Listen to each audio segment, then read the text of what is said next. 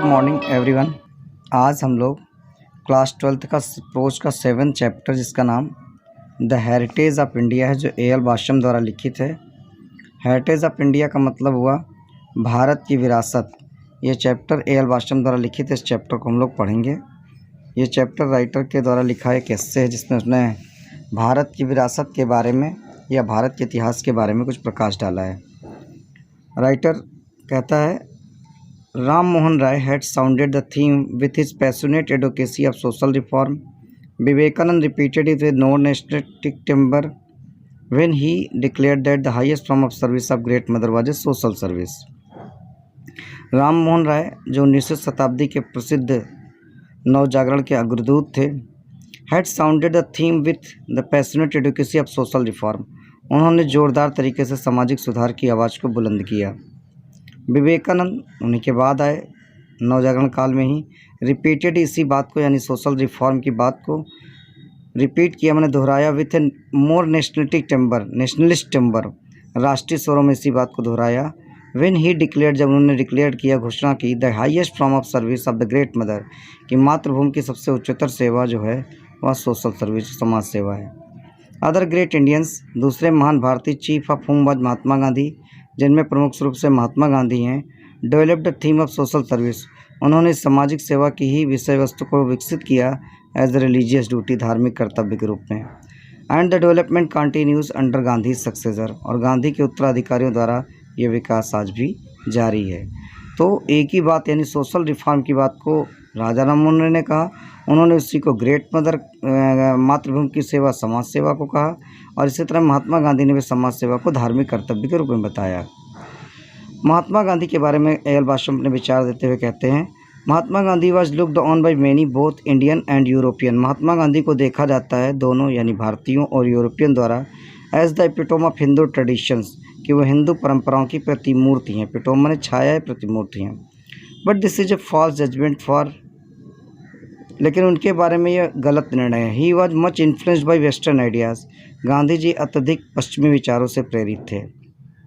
गांधी जी को यहाँ पे A.L. बाशम वेस्टर्न आइडियाज़ वाला व्यक्ति कहते हैं। Gandhi ji believed in the fundamentals of ancient culture, Gandhi ji अपने प्राचीन संस्कृति के मौलिक तत्वों में विश्वास करते थे। But his passionate love of the underdog, लेकिन उनका अत्यधिक प्रेम अंडरडॉग में दबे कुचले व्यक्तियों के प्रति, एंड हिज एंटीपैथी मैंने घृणा टू कास्ट मैंने जाति के प्रति, though not unprecedented in ancient India, यद्यपि प्राचीन भारत में प्रचलित थी, were unorthodox in the stream, इस मामले में वो गैर रूढ़िवादी थे। And owed more to European in 19th century liberalism, और इसके लिए 19वीं शताब्दी के उदारवाद, यूरोप के उदारवाद से वो ज़्यादा आभारी हैं, प्रेरित हैं। देन टू एनीथिंग इंडियन, बजाय की भारतीयता से। यानी कहने का मतलब ये है कि A.L. बाशम का कहना है कि गांधी जी जो हैं वो भारत की प्राचीन परंपराओं के बजाय 19वीं शताब्दी के यूरोप के उदारवाद से ज़्यादा प्रभावित हैं। His faith in non violence, उनका जो अहिंसा का विश्वास था, was as we have seen, जैसा कि हमने देखा है, by no means typical of Hindus, वो हिंदुत्व के प्रकार का नहीं है, क्योंकि हिज प्रेडिसेसर इन रिवोल्ट, उनके जो पूर्ववर्ती थे वो विद्रोही थे। द एबल मराठा ब्राह्मण बाल बीजी तिलक यानी बाल गंगाधर तिलक, जो एक योग्य मराठा ब्राह्मण थे, Bal Gangadhar Tilak, and Gandhi ji important lieutenant, और गांधी जी के एक आवश्यक सहायक Subhash Chandra Bose, were far more orthodox in this respect, इस मामले में ज़्यादा गैर रूढ़वादी थे। फॉर गांधी पैसिफिज्म, जो गांधी जी का शांतिवाद का सिद्धांत है, we must look to the sermon on the Mount, sermon on the Mount माने ईसा मसीह के दिए गए उपदेशों, जो गांधी जी का शांति का सिद्धांत है वो ईसा मसीह के उपदेशों में, एंड टू टॉलस्टॉय से लिया गया है। His championing of women's right, उनका महिला अधिकारों के लिए लड़ाई, is also result of western influence, वो भी पश्चिम से ही प्रभावित था। यानी A.L. बाशम कहते हैं कि गांधी जी के जो विचार थे वो पश्चिम से प्रभावित थे, न कि पूरब से यानी इंडिया से। इन हिज सोशल कॉन्टेक्ट, अपने सामाजिक संदर्भ में, he was always rather N innovator, वो हमेशा एक आविष्कारक रहे हैं, देन ए कंजर्वेटिव, बजाय की परंपरा वाली बातों मानने वाले। Through some of his colleagues, यद्यपि उनके कुछ सहकर्मी, thought his programme of limited social reform, उनके जो समाज सुधार के कार्यक्रम थे वो सीमित थे, टू स्लो, और वो धीमे भी थे। He succeeded in shifting the whole impatience of Hindu thought towards a popular and egalitarian social order, फिर भी ही सक्सीडेड में वह सफल हुए in shifting the whole emphasis of Hindutva का प्रभाव डालने में थ्रू टूवर्ड द पॉपुलर, इसको पॉपुलर बनाने में, एंड इक्वलिटेरियन सोशल ऑर्डर, और एक समान सामाजिक व्यवस्था बनाने में, in place of hierarchy of class and caste, बजाय कि जाति और वर्ग के ऊंच नीच के आधार पर। Following up the work of many well-known Indian 19th century reformers, Gandhiji and his followers of Indian National Congress have given new orientation and new life to Hindu culture after centuries of stagnation. Following up the work of many less well-known 19th century reformers, Gandhi ji 19वीं शताब्दी के कम प्रसिद्ध समाज सुधारकों का अनुसरण करते हुए reformer Gandhi ji और उनके फॉलोअर्स जो भारतीय राष्ट्रीय कांग्रेस के थे, उन्होंने एक नई दिशा दी, नया जीवन दिया हिंदू संस्कृति के कई शताब्दियों के ठहराव के बाद। Today there are few Indians, आज बहुत कम ऐसे भारतीय हैं, वट एवर देयर क्रीड, चाहे उनका धर्म कुछ भी हो, who do not look back with pride on their ancestral culture, वो अपनी प्राचीन संस्कृति को गर्व के साथ नहीं देखते हैं।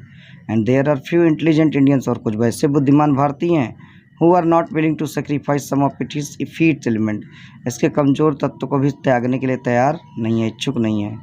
सो दैट इंडिया में डेवलपमेंट प्रोग्रेस, जिससे कि भारत उन्नति और विकास कर सके।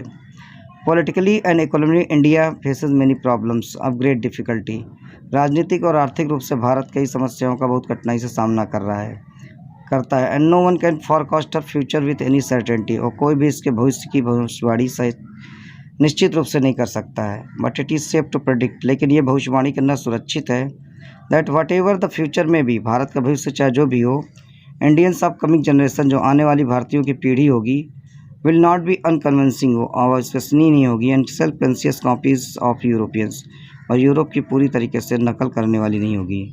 बट विल बी मैन, बल्कि भारत के लोग ऐसे होंगे, रूटेड इन दियर ट्रेडिशन, जो अपनी परंपराओं से जुड़े होंगे, and aware of continuity of their culture, और अपनी संस्कृति की निरंतरता से के प्रति जागरूक होंगे। ऑलरेडी मैंने बहुत पहले ही, after only 7 years of independence, आज़ादी के 7 साल के बाद से, the stream of national self denigration, जो अत्यधिक हमारे अंदर राष्ट्रीय आत्मनिंदा का भाव था, एंड फेनेशियन culture chauvinism, fanatical cultural chauvinism, और जो उन्मुक्त सांस्कृतिक उन्माद था, आर डिसअपेयरिंग, वो धीरे धीरे गायब होता जा रहा है। वी बिलीव, हम विश्वास करते हैं, Hindu civilisation is the act of performing its most spectacular feat of synthesis, हम विश्वास करते हैं कि हिंदू सभ्यता जो है वो बहुत तेज़ी से जोड़ने का काम कर रही है।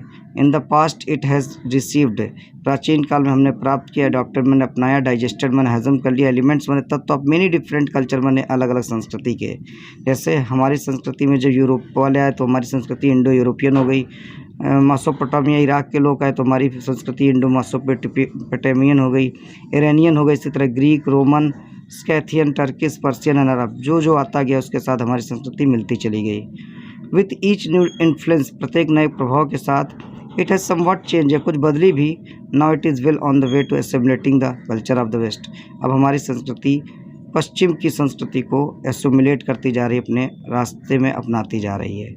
तो पार्ट ये 1 है, इसके 2 अगला पार्ट में पढ़ेंगे।